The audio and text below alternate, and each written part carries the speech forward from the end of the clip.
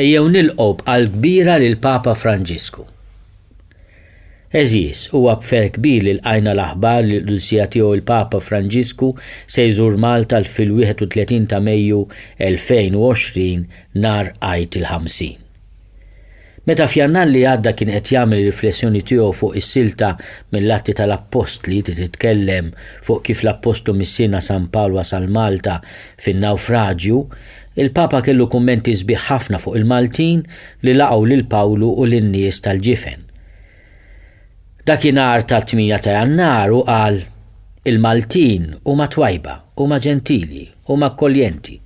Diġà sa minn dak iż-żmien sejħilna dakinhar poplu hekk qalbu tajba.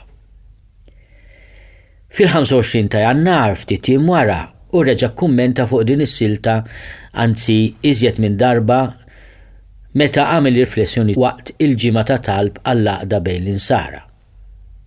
Il-Papa qal meta rifsu Malta daqu l-ospitalità tan-nies tal-Gżira, il-ħlewwa u l-umanità tagħhom. Brabta ma' din is-silta li tant laqtet il-Papa Franġisku, it-tema magħżula għal din iż-żjara tiegħu fostna hi ġabu ruħhom magħna bi ħlewwa li ma bħala. Il-vers 2 tal-kapitlu 28 tal-Atti tal-Apostli. Iż-żjara tas-suċċessur ta' Pietru fil-Gżira ta' Pawlu għandha tgħinna biex dak li l-kelma ta' Alla tgħid fuqna l-Maltin ikompli jkun ta' ispirazzjoni kontinwa f'ħajjitna. Il-Papa Franġisku għamel din ir-riflessjoni fuq kif Pawlu u n-nies tal-ġifen iltlaqgħu mill-Maltin u dawn huma l-kliem tal-Papa.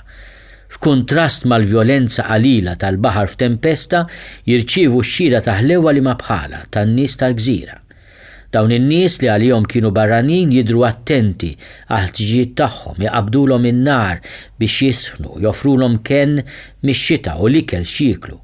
Imqar jekk għadhom ma rċivewx l-aħbarijiet tajba ta' Kristu, jurjuhom l-imħabba ta' Alla f'emejjel konkreti ta' ħlewwa. Fil-fatt, l-ospitalità spontanja u l-ġesti ta' għoża iwasslu xi ħaġa mill-imħabba ta' Alla u l-ospitalità tal-Maltin titħallas lura bil-mirakli ta' fejqan li Alla jwettaq permezz ta' Pawlu fuq il-Gżira. Għalhekk, jekk in-nies ta' Malta l-Apostlu kienu sinjal tal-providenza ta' Alla, huwa wkoll kien xhud tal-imħabba ħanina ta' Alla lihom. Dan kien il-kliem tal-Papa Franġisku fl-udjenza ġenerali ta' 22 ta' Jannar 2020. Illum kważi 2000 sena wara din il-ġraja rridu nirringrazzjaw lil Alla l-imħabba tiegħu għalina sa mill-ewwel snin tax-xandir tal-Evanġelju u tul l-istorja tagħna. Irridu nuru wkoll l-apprezzament tagħna lil Papa Franġisku u nilqgħuh u niftħu qalbna lih biex jena narfu xi tfisser li ngħixu bi ħlewwa li ma bħala quddiem l-isfidi ta' żmienna. Papa Franġisku ġej fostna biex bil-preżenza tiegħu u bil-kelma tiegħu iħeġġiġna f'dan.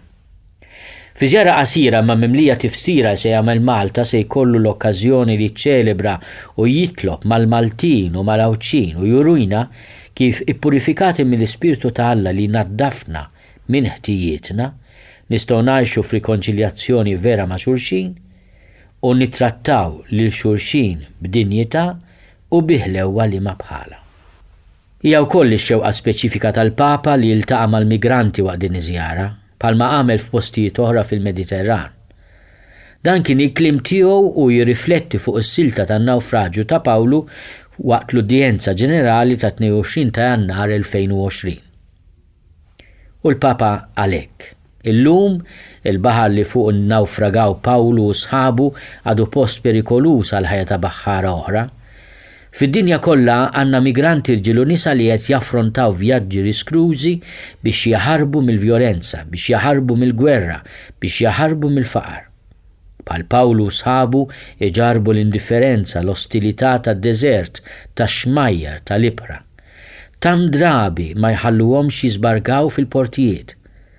Ma b'xorti ħażina xi drabi jiltaqgħu anke ma' ostilità għar minn hekk min-naħa tal-bnedmin. Jiġu sfruttati minn traffikanti kriminali. Illum jiġu trattati bħala numri u bħala teddida minn xi mexxejja ta' gvernijiet. Illum Xi drabi n-nuqqas ta' ospitalità bħal mewġa jobżoqhom lejn il-faqar u l-perikli li minnhom ikunu ħarbu.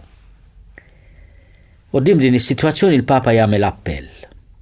Aħna bħala Ansara għandna naħdmu flimkien biex nuru lill-migranti l-imħabba ta' Alla li derer Ġesu Kristu.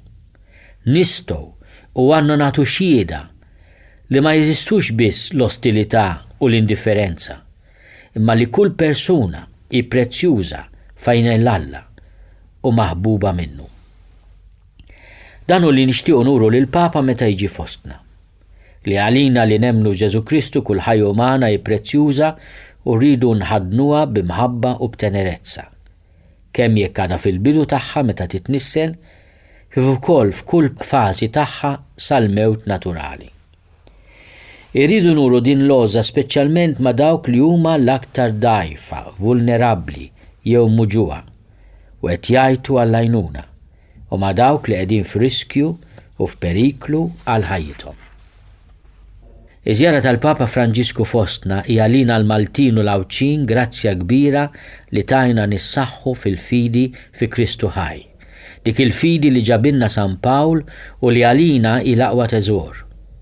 Nitolbu lill-Ispirtu Santu biex din iż-żjara tajna narfu kif nistgħu ngħixu din il-fidi b'konvinzjoni u nagħtu x-xhieda tagħha f'ħajja ta' integrità, ta' onestà, ta' verità, ta' ġustizzja u ta' impenn soċjali u kif nistgħu ngħaddu din il-fidi ħajja lil ġenerazzjonijiet futuri. Nistiednu lil Maltin u lil Awċin kollha biex inħejju ruħna għal din iż-żjara tas-sew speċjali, l-aktar bit-talb, ħalli meta jiġi l-Papa Franġisku nilqgħuh b'ferħ u b'qalb kbira u biħlewwa li ma bħala. Natukom il-barka pastorali tagħna.